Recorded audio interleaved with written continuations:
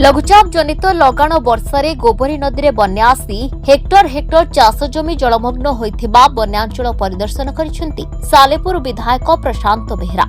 विधायक श्री बेहेरा सालेपुर ब्लॉक रो पिकोल, रायसुंगुड़ा, मिर्जापुर, सिढ़ो, भीमदासपुर और ओडासिंग आदि पंचायतर बन्यांचल परिदर्शन करी चाषी मानक सहित आलोचना करथिले। खूब शीघ्र स्थानीय प्रशासनिक अधिकारी माने आसी क्षेत्र परिदर्शन करी क्षयक्षतिर आकलन करिवे बोली कहिसेंती विधायक प्रशांत बेहेरा।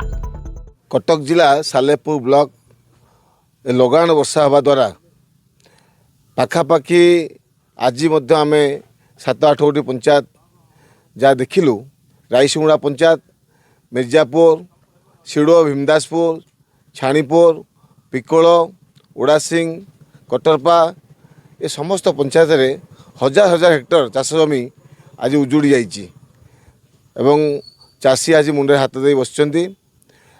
दुखर परिताप विषय राज्य सरकार जितेबाला घोषणा कले जे केते गोटी जिला को ता देहर कटक जिला बाद पड़ी।